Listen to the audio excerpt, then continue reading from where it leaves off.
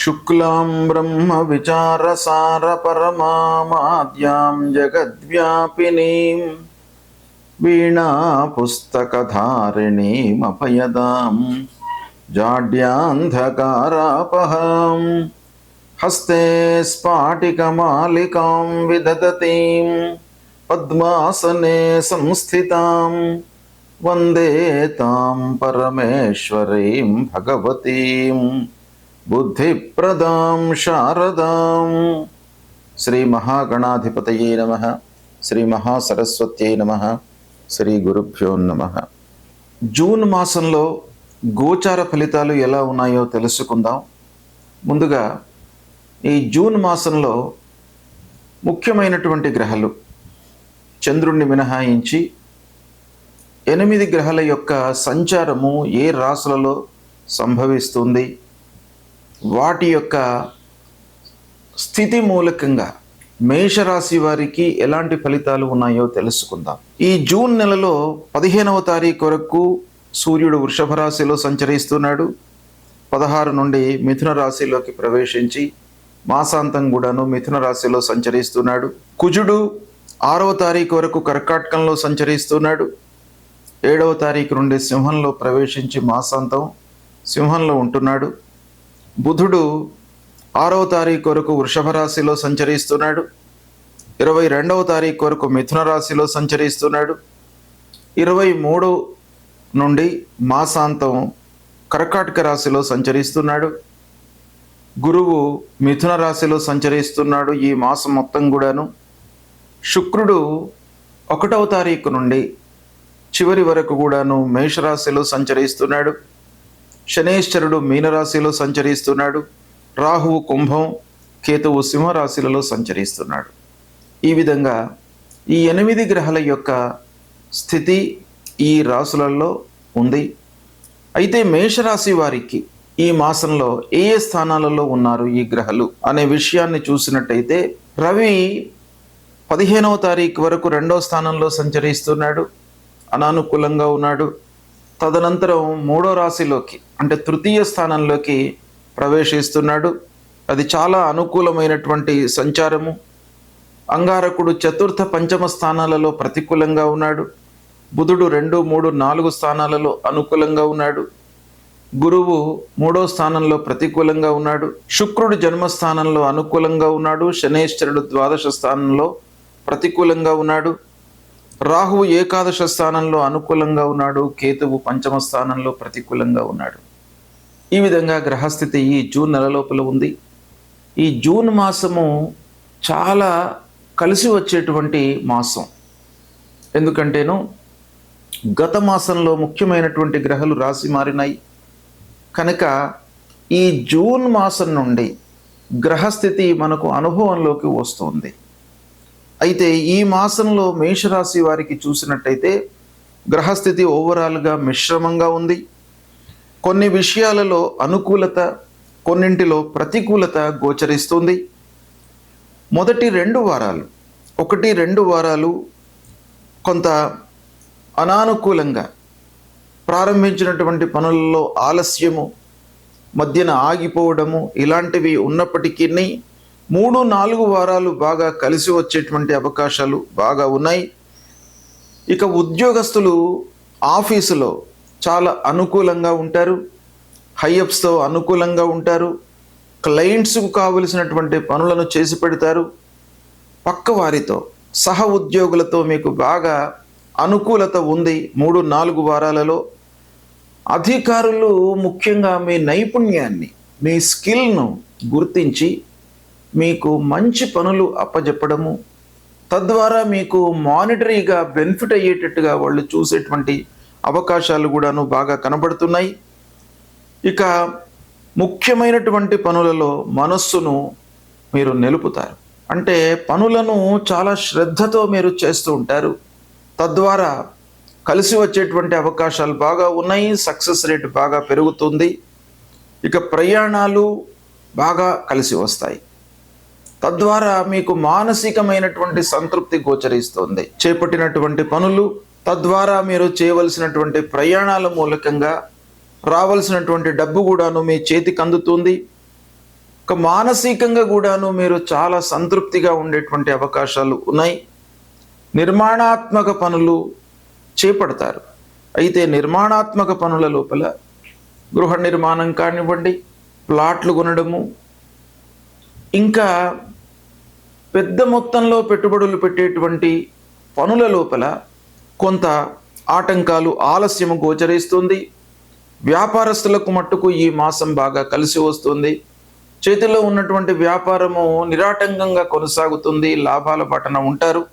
ఇక వృత్తిలో కాంపిటీటర్స్తో కొంత ఇబ్బందులు కనబడుతున్నాయి. సమస్యలు, స్నేహితులతో వైషమ్యాలు, కొన్ని పనులలో మిత్రుల వలన, మీకు ఎవరైతే క్లోజ్గా మూవ్ అవుతుంటారో వాళ్ళ వలన ఆటంకాలు గోచరిస్తున్నాయి. కాలయాపన కనబడుతుంది. ఇంటి వాతావరణం మట్టుకు మీకు చాలా సంతృప్తికరంగా ఉంటుంది. పనులను ఆనందంతో చేస్తారు. ఇంటిలో చాలా సంతృప్తిగా ఉంటారు. శుభకార్యాల విషయమై అందరితో చర్చిస్తారు, శుభకార్యాలు చేస్తారు. ఆ ప్రయత్నాలు కూడాను అన్ని రకాలుగా ఫలిస్తాయి. మంచి పనులకు హాజరవుతారు. పిల్లల విషయంలో చాలా మంచి నిర్ణయాలు తీసుకునేటువంటి అవకాశం ఉంది. విద్యార్థులకు ఈ మాసం పరీక్షా సమయం. శ్రద్ధతో మీరు ఏకాగ్రతతో చేసినట్టయితే ఉత్తమమైనటువంటి ఫలితాలను పొందే అవకాశాలు బాగా ఉన్నాయి. వ్యాపారస్తులకు ముఖ్యంగా ఈ మాసము బాగా కలిసి వస్తుంది. చేతిలో ఉన్నటువంటి వ్యాపారము బాగా లాభాలతో ఉంటాయి. క్రయ విక్రయాలు బాగా కలిసి వస్తాయి. కొత్త వ్యాపారము మట్టుకు మీరు ప్రారంభించకుండా ఉండడము చాలా మంచిది. ఈ మాసంలో చేతిలో ఉన్న పనులపైన మీరు మనసు నిలపడం చాలా అవసరము. ఇక మేషరాశి వారికి ముఖ్యంగా ఈ మాసంలో రాహువు యొక్క ప్రభావము మీకు ప్రారంభమవుతుంది. అంటే గత మాసంలో రాహువు 11వ స్థానంలోకి ప్రవేశించాడు కనుక ఒక పక్కన ప్రధానమైనటువంటి గ్రహాలు గురువు, శని ప్రతికూలంగా ఉన్నప్పటికీ మీకు రాహువు యొక్క అనుగ్రహము, రాహువు లాభస్థానంలో సంచరించడము చాలా మీకు కలిసి వచ్చేటువంటి అంశం. దీన్ని ఉపయోగించుకున్నట్టయితే మానసిక ఇబ్బందులు లేకుండా పనులలో మీరు సంతృప్తిగా చేసేటువంటి అవకాశాలు బాగా గోచరిస్తున్నాయి. ఈ గ్రహస్థితిని మీరు ఊహించి అంచనా వేసుకొని మీరు పనులు చేసినట్టయితే చాలా మీకు ఈ మాసం కలిసి వస్తుంది. రాహు మూలకంగా మీకు అద్భుతాలు కలిసేటువంటి అవకాశాలు ఉన్నాయి. ఇక ముఖ్యంగా మేషరాశి వారు ఈ మాసంలో జాగ్రత్తలు తీసుకోవలసినటువంటి విషయం, స్నేహితులు, బంధువులతో దురుసుగా ప్రవర్తించకుండా, ఎవరైతే క్లోజ్ రిలేటివ్స్ ఉంటారో వాళ్లతో మీరు దుర్భాషలు ఆడకుండా కొంత మాటను కట్టడి చేసుకున్నట్టయితే ఆ రాహు యొక్క అనుకూలం మూలకంగా మీకు బాగా కలిసి వచ్చేటువంటి అవకాశాలు బాగా ఉన్నాయి. జూన్ మాసంలో వస్తున్నటువంటి ముఖ్యమైనటువంటి పండుగలు, జయంతులు, వాటి ప్రాశస్త్యము, మనం చేయవలసినటువంటి కర్తవ్యము, వీటి గురించి తెలుసుకుందాం. ముందుగా జ్యేష్ఠ శుద్ధ దశమి గురువారం 5 జూన్ రోజున దశహర పాప దశమి వ్రతం. ఇది చాలా ముఖ్యమైనటువంటి వ్రతం. దశహర పాప దశమి అని దీనికి పేరు. అంటే ప్రతి మానవుడు కూడాను తెలిసి కొన్ని పాపాలు చేస్తూ ఉంటాడు, తెలియకుండా కొన్ని పాపాలు చేస్తూ ఉంటాడు, కొన్ని ఫోర్స్డ్గా కూడాను కొన్ని చేయవలసినటువంటి ఆగత్యం ఏర్పడుతుంది. ఈ విధంగా దశవిధ పాపాలు చేసేటువంటి అవకాశాలు బాగా ఉన్నాయి. ఇందులో కాయిక, వాచిక, మానసికమైనటువంటి పాపాలు అంటే శరీరము ఇన్వాల్వ్ అయ్యి చేసేటువంటి పాపాలు కొన్ని, మాట మూలకంగా ఎదుటి వాళ్లను ఇబ్బంది పెట్టడము, తద్వారా కలిగేటువంటి పాపాలు, మనస్సు లోపల అనర్థాలను ఊహించుకొని కీడును తలపెట్టి తద్వారా వచ్చేటువంటి పాపాలు, మానసికమైనటువంటి పాపాలు. ఇలా మూడు రకాలుగా ఉండేటువంటి పాపాలు మొత్తం కలిపితే మనకు ఒక్కొక్క దానిలో 4, 3 ఇలా పాపాలు 10 రకాలుగా ఉంటాయి అనేటువంటిది శాస్త్రం చెబుతుంది. అయితే ఈ పాపాలు తొలగిపోవడానికి ఈ దశమి రోజున గంగా స్నానం చేసినట్టయితే, అంటే గంగా భగవతి పూజ, మనకు దగ్గరగా ఉన్నటువంటి గోదావరి నది కానివ్వండి, గంగా నదికి కానీ వెళ్ళి స్నానం ఆచరించినట్టయితే ఈ దశవిధ పాపాలు దూరం అయిపోతాయి అనేటువంటిది శాస్త్రం చెప్తుంది. కాబట్టి మనము సంతృప్తిగా జీవనం కొనసాగించడానికి, చేసినటువంటి అకృత్యాలను దూరం చేసుకోవడానికి గంగా స్నానం అనేటువంటిది చాలా ముఖ్యమైనటువంటిది. గంగా అంటే గంగా నది కాకుండా దగ్గరగా ఉన్నటువంటి జీవనదుల లోపల ఎక్కడైనా కూడాను మీరు స్నానం ఆచరించవచ్చును. అలాంటిది చేయడం మూలకంగా మనకు ఈ పాపాలన్నీ కూడాను దూరం అవుతాయి. ఇక 6వ తారీఖున నిర్జల ఏకాదశి, గణపతి సచ్చిదానంద స్వామి వారి యొక్క జయంతి. ఈ నిర్జల ఏకాదశి, మనకు ఏకాదశి వ్రతం చాలా ఉత్తమమైనటువంటి వ్రతం. అన్ని వ్రతాల్లో కూడాను ఏకాదశి వ్రతానికి అత్యంత ప్రాధాన్యత మన శాస్త్రంలో ఇవ్వబడింది. కాబట్టి మనము ప్రకృతి పరంగా, ఆరోగ్యపరంగా, శారీరకంగా మనం దృష్టిలో పెట్టుకున్నట్టయితే ఏకాదశి రోజున ఉపవాసం చేసి ద్వాదశి రోజున పారణ చేసినట్టయితే అద్భుతమైనటువంటి ఫలితాలు కలుగుతాయి. ఉన్నతమైనటువంటి భావనలతో మోక్షాన్ని పొందవచ్చును అనేటువంటివి కూడాను మనకు ఇతిహాసాల లోపల చాలా చెప్పబడి ఉన్నాయి. కాబట్టి ఈ రోజున ఏకాదశి వ్రతాన్ని ఆచరించాలి. ఇదే రోజున అవధూత పీఠాధిపతి గణపతి సచ్చిదానంద స్వామి వారి యొక్క జయంతి. ఆ స్వామివారిని మీరు కొలవండి. త్రిమూర్తి స్వరూపమైనటువంటి ఆ గురుదేవుడి యొక్క అనుగ్రహాన్ని పొందడానికై స్వామివారిని మీరు పూజించండి. ఇక 8వ తారీఖు రోజున మృగశిర కార్తీ ప్రవేశం. వ్యవసాయదారులకు కార్తులు అత్యంత ప్రాధాన్యతను సంతరించుకున్నటువంటివి. కార్తులను దృష్టిలో పెట్టుకొని వాళ్ళు కార్యకలాపాలు చేస్తూ ఉంటారు. వ్యవసాయం ప్రారంభం చేయడము, విత్తనాలు నాటడము, ఇవన్నీ కూడాను కార్తులకు అనుగుణంగా వాళ్ళు చేసుకుంటారు. కనుక మృగశిర కార్తీ ప్రవేశం అనేటువంటిది చాలా ముఖ్యమైనటువంటి కార్తీ. అది 8వ తారీఖు నాడు ప్రవేశిస్తుంది. ఇక 10వ తారీఖు నుండి గురుమౌఢ్యం ప్రారంభమవుతుంది.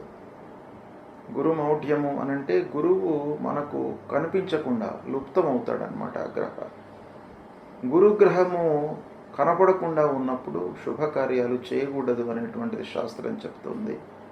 కనుక ఈ 10వ తారీఖు నుండి గురుమౌఢ్యం ప్రారంభమవుతుంది. దాంతో వివాహాది శుభకార్యాలన్నీ కూడాను నిషేధం. ఒక నెల రోజుల పాటు ఉంటుంది ఈ మౌఢ్యము. ఈ సమయం లోపల శుభకార్యాలు నిషేధము.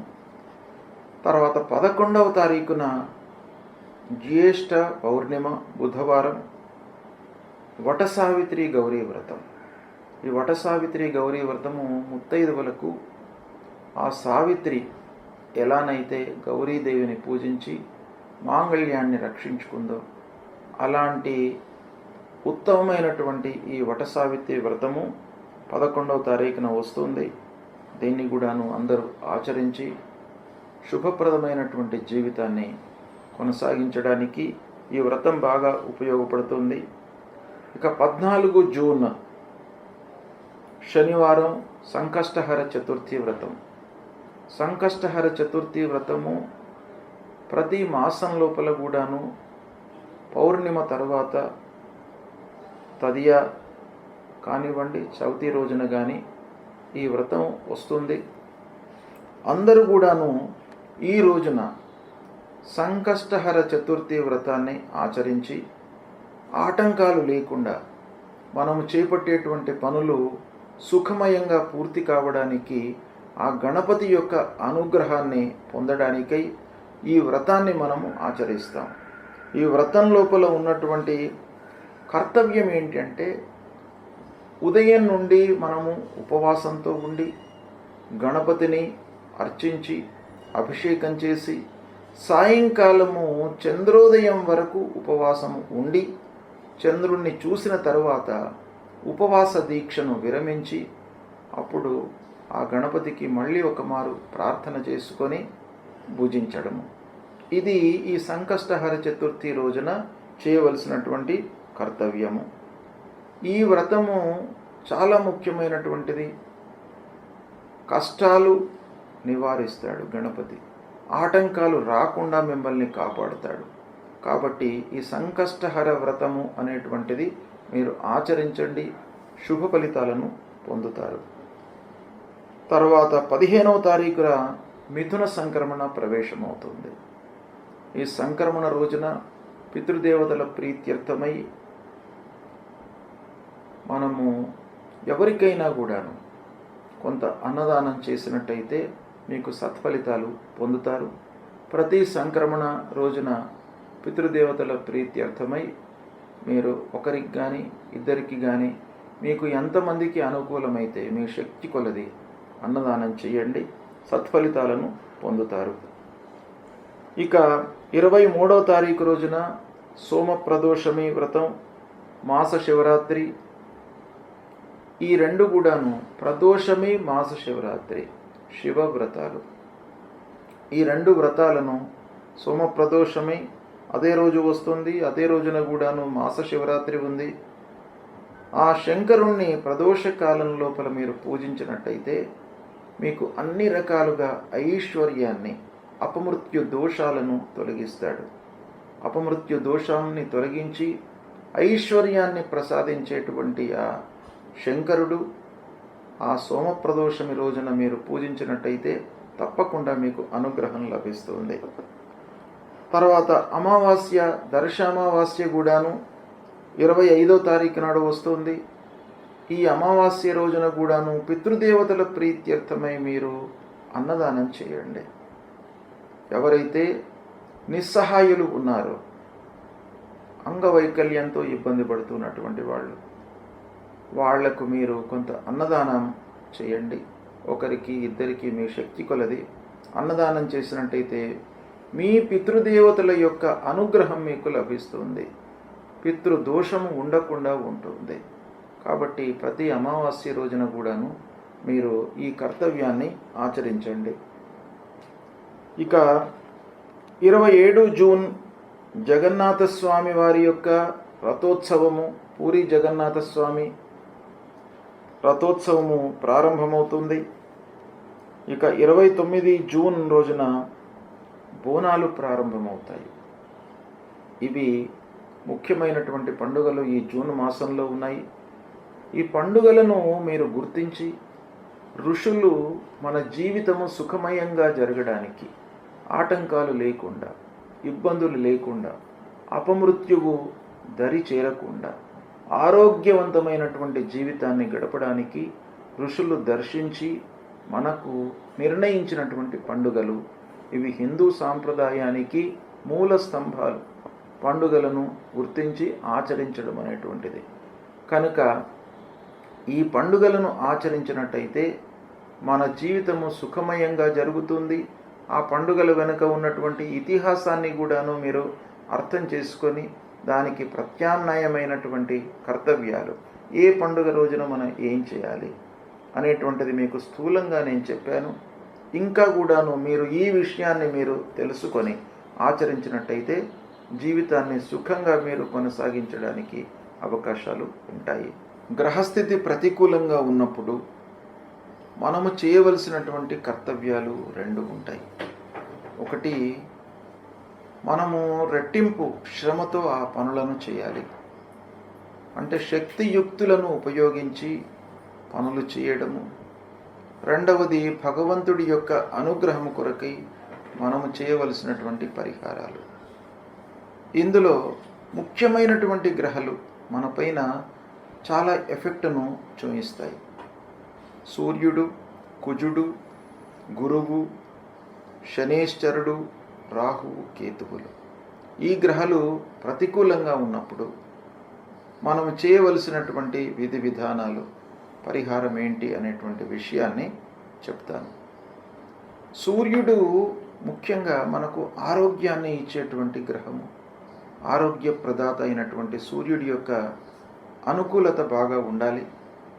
అంటే దుస్థానాలలో సంచరిస్తున్నప్పుడు సూర్యుడు మనం చేసేటువంటి పనుల లోపల ఆటంకాలు, శ్రమ, శారీరక ఇబ్బందులు కలిగించేటువంటి అవకాశాలు ఉంటాయి. కాబట్టి సూర్యుడిని మనం ప్రసన్నం చేసుకోవడానికై ప్రతినిత్యం కూడాను ఉదయము స్నానం చేసిన తర్వాత సూర్య నమస్కారాలు చేయడము చాలా ముఖ్యమైనటువంటిది. మీరు 12 సార్లు సూర్యుడికి నమస్కారం చేసుకోండి, భూమికి కూడాను 12 సార్లు నమస్కారం చేయండి. నమస్కార ప్రియో భానుహు అని మీరు కేవలం నమస్కారం చేయడం మూలకంగానే మీకు ఆ సూర్య భగవానుడు మిమ్మల్ని అనుగ్రహిస్తాడు. మీరు చేసేటువంటిది చాలా కించిత్తు, కేవలం నమస్కారం. కానీ భగవంతుడు మీకు అనుగ్రహించేది మీకు ఆరోగ్యం. ఆరోగ్యమే మహాభాగ్యం. అలాంటిది మీకు కేవలం నమస్కారం మూలకంగానే వస్తుంది. కాబట్టి ప్రతినిత్యం కూడాను సూర్యుడికి నమస్కారం చేసుకోండి, భూమికి నమస్కారం చేయండి, మూలమంత్రాన్ని పఠించండి. సూర్యుడికి సంబంధించినటువంటి మూలమంత్రం జపా కుసుమ సంకాశం కాశ్యపేయం మహద్యుతిం తమోరిం సర్వపాపఘ్నం ప్రణతోస్మి దివాకరం అనేటువంటి ఈ మూలమంత్రాన్ని ప్రతినిత్యం కూడాను జపించండి. సూర్యుడికి అనుకూలమైనటువంటి జాతిరత్నం మాణిక్యం అంటే కెంపు. ఈ కెంపును ధరించండి. శివాభిషేకం కూడాను చేయండి. శివుడు కూడాను మీకు ఆరోగ్యాన్ని, ఐశ్వర్యాన్ని ఇచ్చేటువంటి భగవంతుడు. కాబట్టి ఈ సూర్యుడు ప్రతికూలంగా ఉన్నప్పుడు సూర్య భగవానుడితో పాటు శంకరుడికి కూడాను మీరు పూజించండి. తర్వాత మన ఫలితాలపై అంగారకుడు అంటే కుజగ్రహం కూడాను బాగా ప్రభావాన్ని చూపిస్తాడు. కుజుడు ప్రతికూలంగా సంచరిస్తున్నప్పుడు మీరు సుబ్రహ్మణ్య స్వామిని పూజించండి, కాళీమాతను పూజించండి. ఎర్రటి పూలతో మీరు పూజించినట్టయితే ఆ అంగారకుడు మిమ్మల్ని అనుగ్రహిస్తాడు. ఈ అంగారకుడు అంటే కుజుడి యొక్క ప్రభావము నిర్వీర్యం కావడానికి, తగ్గడానికి, ప్రతికూల ఫలితాలు ఉండకుండా ఉండడానికి మీరు ప్రతినిత్యం కూడాను ధరణీ గర్భసంభూతం విద్యుత్ కాంచన సన్నిభం కుమారం శక్తిహస్తంచ మంగళం ప్రణమామ్యహం అనేటువంటి ఈ మూలమంత్రాన్ని ప్రతినిత్యం కూడాను జపించండి. సుబ్రహ్మణ్య స్వామి దేవాలయానికి వెళ్ళండి. ఈ అంగారకుడికి ప్రీతికరమైనటువంటి జాతిరత్నము పగడం. పగడాన్ని ధరించండి. పగడాన్ని ధరించినట్టయితే కూడాను అంగారకుడు ప్రీతి చెంది మీకు అనవసరమైనటువంటి ఇబ్బందులు లేకుండా మిమ్మల్ని కాపాడుతాడు. ఇక గురు భగవానుడు అత్యంత ప్రధానమైనటువంటి గ్రహ కనుక గురువు ప్రతికూలంగా ఉన్నప్పుడు మీరు దక్షిణామూర్తి దేవాలయానికి వెళ్ళడము, దత్తాత్రేయ స్వామి దేవాలయానికి వెళ్ళడము, దత్తాత్రేయ స్వామిని కొలవడము, ఇవి చేసినట్టయితే మీకు ఆ గురు భగవానుడి యొక్క అనుకూలత లభిస్తుంది. సద్గురువులను సందర్శించుకోండి, మాతాపితృవులను సేవించండి. ఆ గురు భగవానుడి యొక్క అనుకూలత లభిస్తుంది. ఇక ఈ గురు ప్రీత్యర్థమై మూలమంత్రాన్ని కూడాను ప్రతినిత్యం జపించుకోండి. దేవానాంచ ఋషీణాంచ గురుం కాంచన సన్నిభం వందనీయం త్రిలోకానాం తం నమామి బృహస్పతిం అనేటువంటి ఈ మూలమంత్రాన్ని ప్రతినిత్యం కూడాను చదువుకోండి. పసుపు వస్త్రము, శనిగలను దానంగా ఇవ్వండి. పుష్యరాగాన్ని ధరించండి. గురువుకు ఇవి చాలా ప్రీతికరమైనటువంటిది కాబట్టి వస్త్రము, ధాన్యము దానంగా ఇవ్వండి. ఈ కనక పుష్యరాగాన్ని ధరించండి. ఇక శనేశ్వరుడు ప్రతికూలంగా ఉన్నప్పుడు శని మనకు చాలా విషయాల లోపల ప్రభావాన్ని చూపిస్తాడు. ముఖ్యంగా ఆర్థికపరమైనటువంటి సమస్యలను క్రియేట్ చేస్తాడు. రాబడి పైన ప్రభావాన్ని చూపిస్తాడు. కనుక శని భగవానుణ్ణి అనుకూలం చేసుకోవడం చాలా ముఖ్యమైనటువంటి కర్తవ్యం. శనిని ప్రీతికరంగా మనం పూజించాలి. శని ప్రీత్యర్థమై ఏం చేయాలి? శివుణ్ణి పూజించండి, ఆంజనేయ స్వామిని పూజించండి, స్తోత్ర పారాయణం చేయండి, శని స్తోత్ర పారాయణం చేయండి, తర్వాత హనుమాన్ చాలీసా పారాయణం చేయండి. ఇవి చేసినట్టయితే శని మీకు ప్రీతి చెందుతాడు. నీలాన్ని ధరించండి, నల్లని నువ్వులు, నల్లటి వస్త్రము, ఒక ఇనుప ముక్క, వీటిని దానం ఇవ్వండి.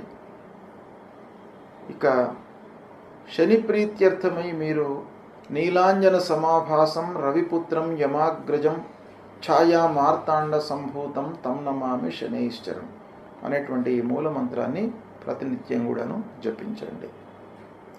ఇక రాహువు ప్రతికూలంగా ఉన్నప్పుడు, రాహువు కూడాను ప్రధానమైనటువంటి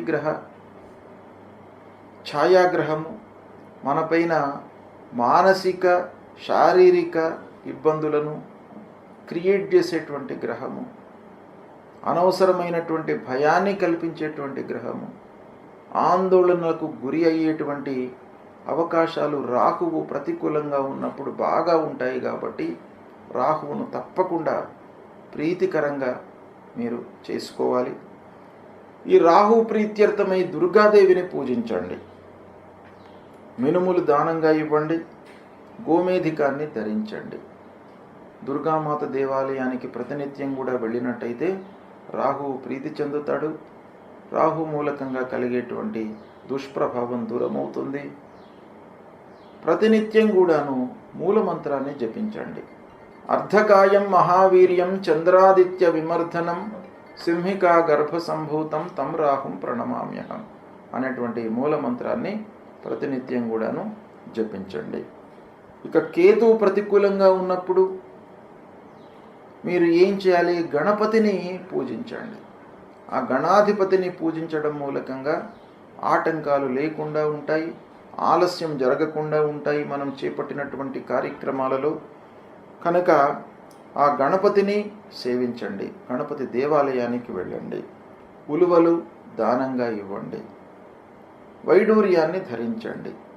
ఫలాశ పుష్ప సంకాశం తారక గ్రహమస్తకం రౌద్రం రుద్రాత్మకం ఘోరం తం కేతుం ప్రణమామ్యహం అనేటువంటి మూలమంత్రాన్ని ప్రతినిత్యం కూడాను చదువుకోండి.